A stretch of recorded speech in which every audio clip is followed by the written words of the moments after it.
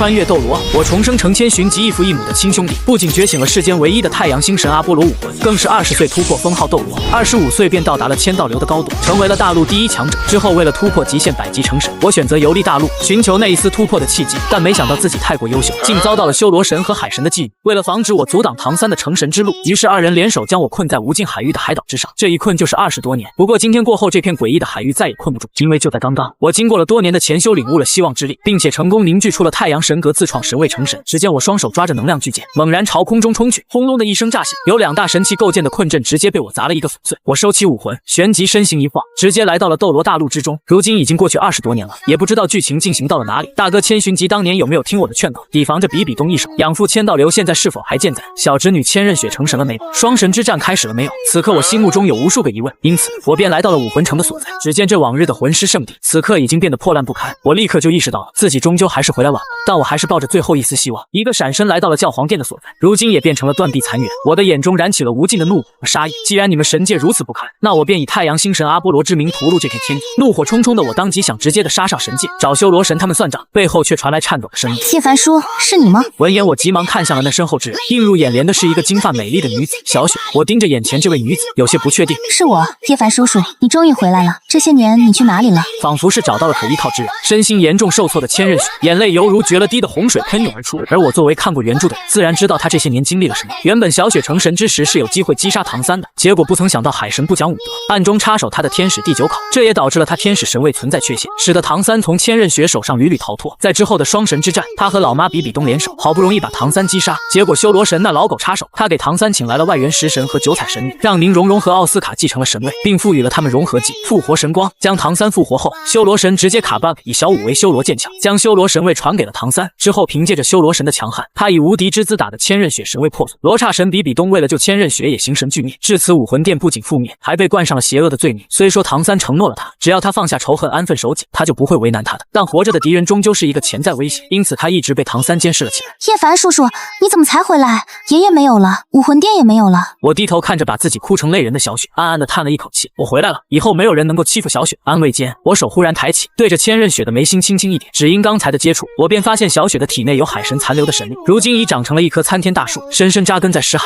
我眉头微微一皱，想不到居然成长到了这种地步。下一秒，我直接运转起太阳神，将巨树团团包裹，很快将其焚烧殆尽。而我不想看到他被过去的阴影缠绕，于是打算把他那些记忆也一并焚烧。千仞雪突然一愣：小叔，你在消除我的记忆吗？千仞雪感受到自己的记忆正在消退，好多人他都渐渐的记不清了。我不语，只是一味的焚烧。千仞雪摇了摇头，可怜兮兮的望着我：我不要忘记，只有经历过了风雨才会成长，我不想忘记这些。我看到他眼睛坚定的光芒，而且自己好像也没有权利去这样。我长长的叹了一口气，随即收回了太阳神火。谢谢小叔。千仞雪连忙感激的说道：小叔，这些年你去哪里了？怎么小雪都一直找不到小叔？就算小雪后来成神了，也感应不到小叔的位置。千仞雪很想知道我这些年都去哪了，毕竟当初我没有失踪的话，凭借我的实力坐镇武魂殿，唐三等人也就翻不起什么大浪。还有20多年不见，小叔的修为似乎比当初更加恐怖了。我笑了笑，将这些年的经历一一告知。千仞雪听完眼前一亮，小叔既然能从修罗神的手下逃出，实力一定非常强大，那自己的大仇是不是可以报了？小叔，那你现在是不是成神了？我点点头，声音中带着傲气的自信。当然，你也不看看你小叔我是谁。说话间，我忽然手指又朝千仞雪的眉心一股庞大纯粹的太阳神力涌入了千仞雪的眉心之中。太阳神力在我的意志之下，为千仞雪修复起了武魂，重新赋予6翼天使太阳真火的属性。你答应过你爷爷要重振天使一族的荣光，小叔自然会帮你的。不过修补武魂的过程会有些痛苦，你可要忍受得住。2分半后，一股浩瀚的魂力忽然从千仞雪的体内骤然炸开，只见她的魂力等级立刻攀升，立刻突破了89级的桎梏，再一次的进入了90级。千仞雪原先的第9魂环，在她燃烧天使神格和唐三以命换命的时候已经破损，所以如今她重新进入90级，魂环也不会凝聚。不过我现在已经是神了，自然不需要她去猎杀魂兽。下一秒，我直接以神力凝聚了一个100万年金色魂环给她，自己的小侄女当然给她最好，武魂和魂环我都给你解决好了，但恢复天使神格的事超出我的能力范围之外。如果你想要恢复神位，或许可以借用初代天使之神的成神之路，借助信仰之力修复神格。不过如今武魂殿的名声在斗罗已经臭了，想要成功不是一件易事。闻言，千仞雪陷入了一阵沉默之中。小叔，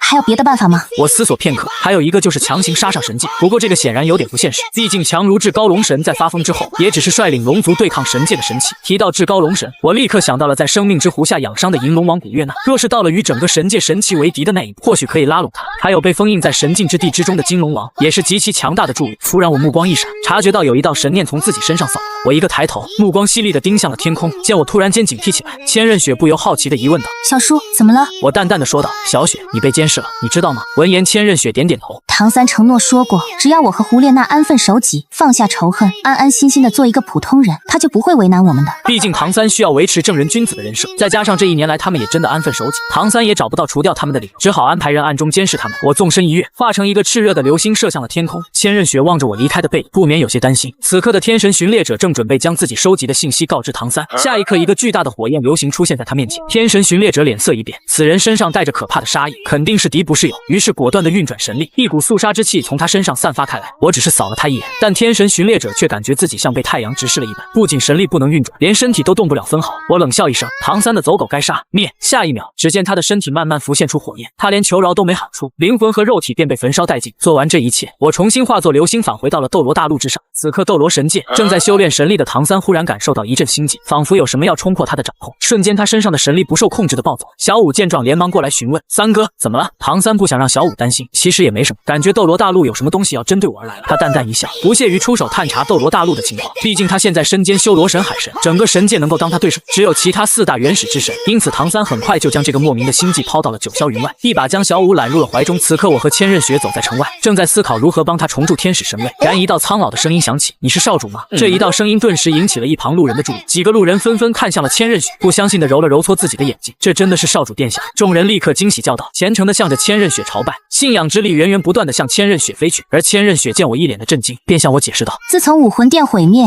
唐三也不问世事，一心飞升，两大帝国没了约束，便提升赋税，而且一年比一年高，平头百姓承担不了这么重的赋税，再加上天灾，导致很多百姓流浪街头。听闻我的脑海灵光一闪，既然两大帝国搞得普通群众无法生存，那么自己可以想办法从拉拢普通人开始，然后再慢慢拉拢魂师群体。于是在我的授意下，千仞雪郑重地向他们表示，我会重建武魂殿的。众人纷纷表示支持，但也有担忧的声音，毕竟重建武魂殿除了要遭到宗门世家的联合打压，最难的是要顶得住海神唐三。但千仞雪淡淡一笑，将我回归和已经成神的事说了出来。听到这一个名字，民众瞬间陷入了狂热。叶凡，这可是镇压了一个时代的天才，即使是同时期的昊天双星，在他面前都黯然失色。当附近的村民得知武魂殿要重建，纷纷有钱的出钱，没钱的出力，顿时武魂城外排满了运送石头和木材的车队。这时的天斗帝国雪崩得知这一个消息，顿时愤怒不已。只见他目光猩红地盯着下方瑟瑟发抖的大臣。1周前你在这里信誓旦旦地向朕保证，说7日之后一定会将千仞雪弄进朕的皇宫中，结果千仞雪没等来，却等来了武魂殿重建的消息。大臣一脸的苦闷，陛下你又不是不知道，千仞雪不是一般人，没有那么好抓。雪崩知道他只是自己身边的一条狗，不像唐三老师那样有能力，随即一只手摆了摆，罢了，你去派帝国供奉和哮天斗罗去剿灭武魂殿，然后将千仞雪抓回。2天半后，唐啸率领着配备唐门武器的1万精锐大军，浩浩荡荡地开向了武魂城。千仞雪见状顿时慌了神，因为我此刻并不在武魂城中，此刻在一处野外，2个中年男子手握着鱼竿，悠闲地在河边钓着鱼，但2分半过去，一只鱼儿都没有钓到。只见其中一人长长的叹一声，将鱼竿收了起来。没错，2人正是千钧斗罗和降魔斗罗。降魔斗罗见千钧斗罗忽然收竿，疑惑道：大哥，你怎么收竿了？千钧斗罗摇了摇头，转头遥望远方，恍惚间仿佛看到了曾经那万人尊崇的武魂殿宫。如今武魂殿已经败落，他们2人为了保住小命，隐姓埋名的来到了此地隐居。而为了防止唐三找到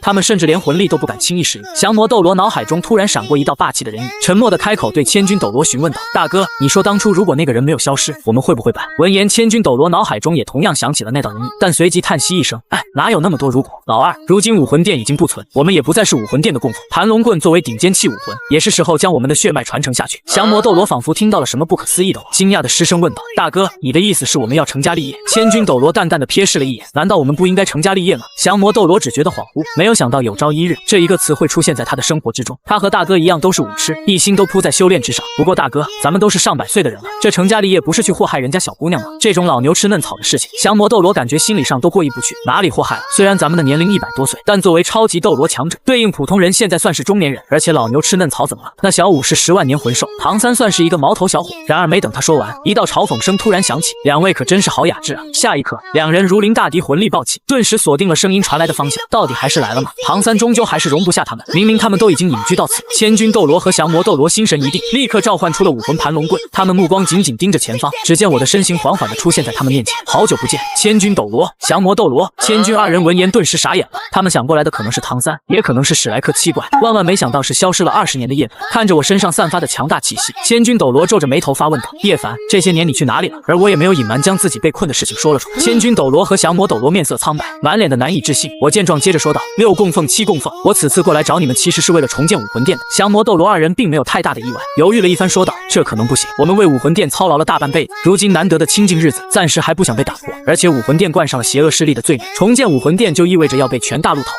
倒不是不愿意相信叶文，而实在是他在强终究只是一个人。唐三那一边可是有着史莱克7怪，我听完也没有强迫他们。武魂殿建在原来的位置，留下了一番话，我便径直离开。千钧斗罗和降魔斗罗望着我的背影注视了许久，2分半后，降魔斗罗忽然开口道：“大哥，我们真的不帮他吗？”千钧斗罗望着天空沉思了片刻，最终紧握的拳头缓缓地松开。罢了罢了，少主到底是我们看着长大的，我们又如何忍心看他一个人孤军奋战？反正都是一把老骨头了，再拼上一回又如何？此刻的教皇殿外，天斗帝国大军将眼前的教皇殿团团包围起来，在装备了唐门精良武装的天斗精锐面前，千仞雪组织的武魂殿魂师压根不是对手，不是被诸葛连弩无情射杀，就是被简化版的佛怒唐连炸倒。随着身边的魂师一个个倒下，千仞雪背后升起了6只金色的天使羽翼，91级封号斗罗的气息从他身上爆发。天使降临世间，光明普照大地，天使领域开启。金色的天使领域飞快地向四周扩散，那些在空中飞驰的暗器瞬间在高温之下融化开来。天斗大军每个人身上如同压着一块千斤巨石。这一刻，一道强大的气息锁定了千仞雪。天斗精锐的后方，唐啸双手抱臂，目光疑惑地看着千仞雪。不是说他的天使神格破碎，修为跌落至了89级魂斗罗吗？怎么他的气息是封号斗罗？难道是唐三给他的信息有误？不可能，大侄子可是神奇，他说的话绝对不会有错。唐啸重新凝视起了千仞雪，虽然不懂他的修为为什么恢复，但自己可是97级超级斗罗。